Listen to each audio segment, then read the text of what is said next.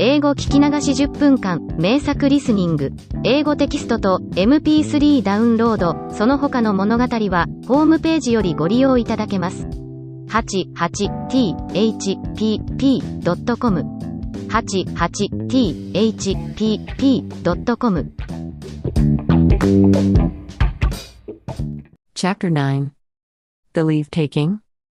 Weeks and months had passed since the children's departure on their journey, and the hour of separation was at hand. Light had been very sad lately. She had counted the days in sorrow, without a word to the animals and things, who had no idea of the misfortune that threatened them. On the day when we see them for the last time, they were all out in the gardens of the temple. Light stood watching them from a marble terrace, with Tadal and Midal sleeping by her side. Much had happened in the past 12 months, but the life of the animals and things, which had no intelligence to guide it, had made no progress. On the contrary. Bread had eaten so much that he was now not able to walk. Milk, devoted as ever, dragged him along in a bath chair. Fire's nasty temper had made him quarrel with everybody, and he had become very lonely and unhappy in consequence. Water, who had no will of her own, had ended by yielding to Sugar's sweet entreaties. They were now married, and Sugar presented a most piteous sight.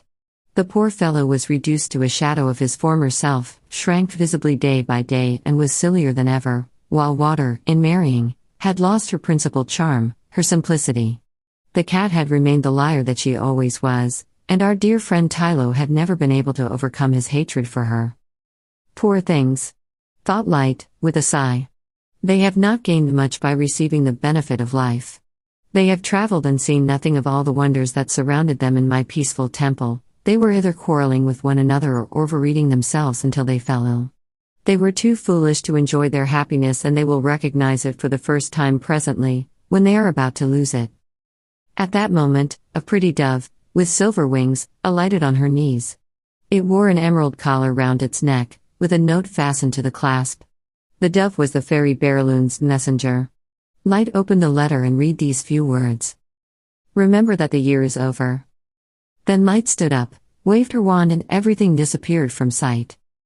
A few seconds later, the whole company were gathered together outside a high wall with a small door in it. The first rays of the dawn were gilding the treetops. Tadal and Midal, whom Light was fondly supporting with her arms, woke up, rubbed their eyes, and looked around them in astonishment. "What?" said Light to Tadal. "Don't you know that wall and that little door?" The sleepy boy shook his head. He remembered nothing. Then Light assisted his memory. "The wall," she said, "surrounds a house which we left one evening just a year ago today." "Just a year ago? Why, then?" And, clapping his hands with glee, Tadal ran to the door. "We must be near Mummy. I want to kiss her at once, at once, at once." But Light stopped him. It was too early, she said. Mummy and Daddy were still asleep, and he must not wake them with a start. "Besides," she added, "the door will not open till the hour strikes." "What hour?" asked the boy. "The hour of separation," Light answered, sadly. "What?" said Tadal, in great distress. "Are you leaving us?" "I must," said Light. "The year is past. The fairy will come back and ask you for the blue bird." "But I haven't got the blue bird," cried Tadal. The one of the land of memory turned quite black, the one of the future flew away, the nights are dead, those in the graveyard were not blue, and I could not catch the one in the forest. "Will the fairy be angry? What will she say?" "Never mind, dear," said Light. "You did your best. And, though you did not find the blue bird, you deserve to do so, for the goodwill, pluck and courage which you showed."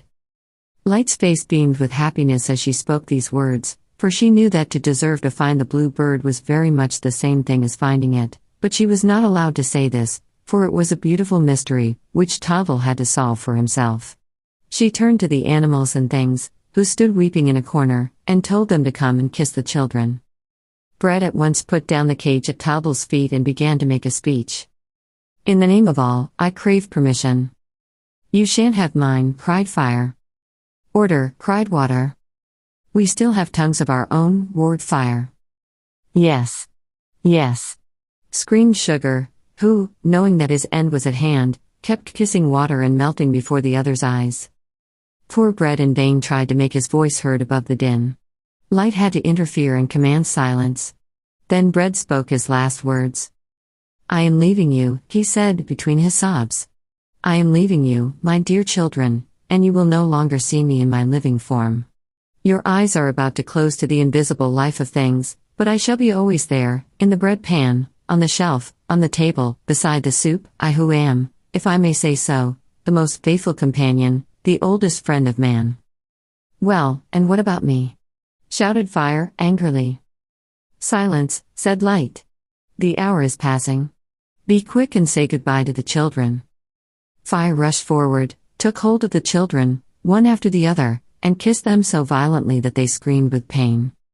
Oh. Oh. He's burning me. Oh. Oh. He scorched my nose. Let me kiss the place and make it well, said Water, going up to the children gently. This gave Fire his chance. Take care, he said, you'll get wet. I am loving and gentle, said Water. I am kind to human beings. What about those you drown? Asked Fire. But Water pretended not to hear. Love the wells, listen to the brooks, she said. I shall always be there. When you sit down in the evening, beside the springs, try to understand what they are trying to say. Then she had to break off, for a regular waterfall of tears came gushing from her eyes, flooding all around her. However, she resumed. Think of me when you see the water bottle. You will find me also in the ewer, the watering can, the cistern and the tap. Then Sugar came up, with a limping walk, for he could hardly stand on his feet.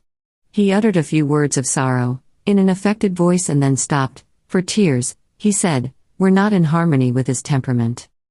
Humbug, cried Bread. Sugar plum. Lollipop. Caramel. Yelped Fire. Closely pursued by the dog, who overwhelmed her with bites, blows and kicks. And all began to laugh, except the two children, who were very sad. Where are Tylet and Tylo gone to? Asked our hero.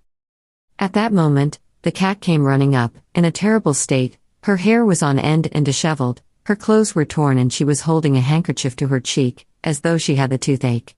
She uttered terrible groans and was closely pursued by the dog, who overwhelmed her with bites, blows and kicks. The others rushed in between them to separate them, but the two enemies continued to insult and glare at each other. The cat accused the dog of pulling her tail and putting tin tacks in her food and beating her. The dog simply growled and denied none of his actions. You've had some, he kept saying, you've had some and you're going to have some more. But, suddenly, he stopped and, as he was panting with excitement, it could be seen that his tongue turned quite white. Light had told him to kiss the children for the last time. For the last time? Stammered poor Tylo. Are we to part from these poor children? His grief was such that he was incapable of understanding anything. Yes, said Light. The hour which you know of is at hand. We are going to return to silence. Thereupon the dog, suddenly realizing his misfortune, began to utter real howls of despair and fling himself upon the children, whom he loaded with mad and violent caresses. No. No, he cried. I refuse. I refuse. I shall always talk. And I shall be very good. You will keep me with you and I shall learn to read and write and play dominoes. And I shall always be very clean. And I shall never steal anything in the kitchen again. He went on his knees before the two children, sobbing and entreating, and, when Tylo, with his eyes full of tears, remained silent, dear Tylo had a last magnificent idea. Running up to the cat, he offered, with smiles that looked like grins, to kiss her. Tylet, who did not possess his spirit of self-sacrifice, leapt back and took refuge by Meidel's side. Then Meidel said, innocently, You, Tylet, are the only one that hasn't kissed us yet. The cat put on a mincing tone. Children, said she, I love you both as much as you deserve. There was a pause. And now, said Light, let me, in my turn, give you a last kiss. As she spoke, she spread her veil round them as if she would have wrapped them for the last time in her luminous might. Then she gave them each a long and loving kiss. Tylval and Meidel hung on to her beseechingly. No, no, no, Light, they cried. Stay here with us. Daddy won't mind. We will tell Mummy how kind you have been. Where will you go all alone? Not very far, my children, said Light. Over there to the land of the silence of things. No, no, said Tylval. I won't have you go. But Light quieted them with a motherly gesture and said words to them which they never forgot. Long after, when they were a grandfather and grandmother in their turn, Tildel and Meitel still remembered them and used to repeat them to their grandchildren. Here are Light's touching words. Listen, Tildel. Do not forget, child, that everything that you see in this world has neither beginning nor end. If you keep this thought in your heart and let it grow up with you, you will always, in all circumstances, know what to say, what to do and what to hope for. And, when our two friends began to sob, she added, lovingly, do not cry, my dear little ones. I have not a voice like water, I have only my brightness, which man does not understand. But I watch over him to the end of his days. Never forget that I am speaking to you in every spreading moonbeam, in every twinkling star, in every dawn that rises, in every lamp that is lit, in every good and bright thought of your soul. At that moment, the grandfather's clock in the cottage struck 8 o'clock. Light stopped for a moment and then, in a voice that grew suddenly fainter, whispered, Goodbye. Goodbye. The hour is striking. Goodbye. Her veil faded away, her smile became paler, her eyes closed, her form vanished and, through their tears, the children saw nothing but a thin ray of light dying away at their feet. Then they turned to the others, but these had disappeared. Audiobook. Living in Kyoto by Hidemi Woods. Now on sale in online stores. 44 available distributors. Apple, Google Play, Amazon Audible, or else.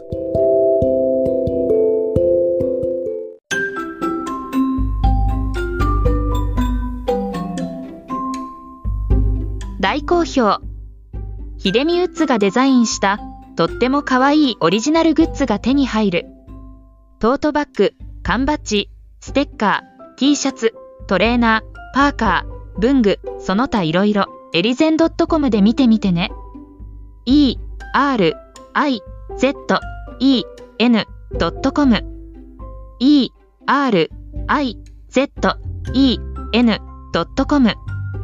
エリゼン .com。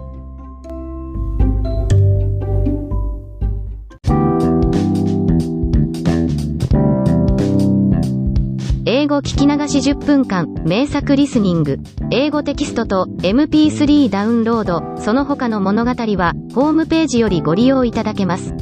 88thpp.com 88thpp.com